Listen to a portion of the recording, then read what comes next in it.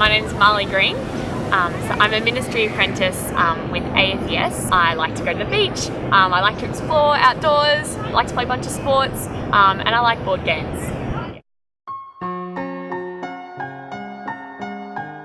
Yeah, so I went through primary school, going to scripture classes, and I heard I heard a few of the stories about who Jesus was and how God existed, and I always kind of believed those.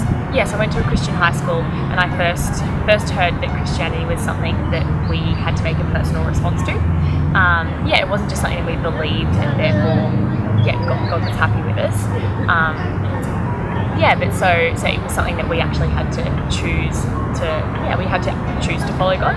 Yeah, so in high school, I dedicated my life to Christ, and then it was probably in the later years of high school and the first years of university when that really started to take effect for me.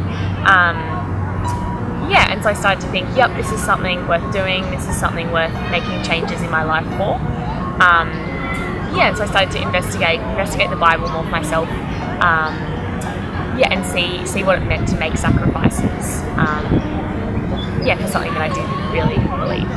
Having a really clear understanding of what this life is here about now. Everyone has their own kind of interpretation of what they believe life here is for, of how we should decide our priorities, of how we should give ourselves to careers or to people. But I think following Christ gives a really clear picture of what things are important here in life now. A Christian is someone who believes that there's a God up there who is king, so he created everything. He's just and he's loving.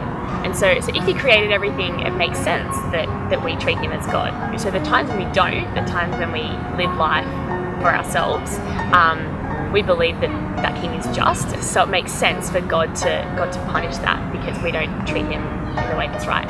Yeah, he deserves our worship, so when we don't do that, he should punish us. But he's also a God who is love. And the way that we see love is that even though we do reject him, we do live life our own way, he wants to call us his children.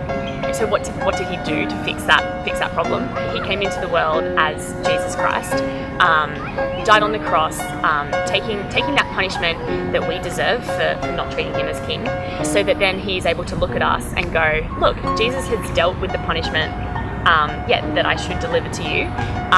I can look at you lovingly as my child. And he initiated that process, not out of anything that we've done. And because of that, and only because of that, they can call God their Father. Seeing on the cross the mercy that God has for us, the grace that he has and the love that's so enormous and isn't conditional on anything.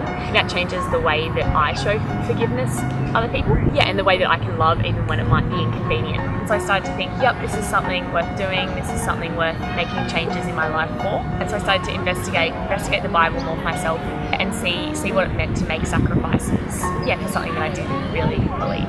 The only reason I can have a relationship with God is because he wanted that to happen.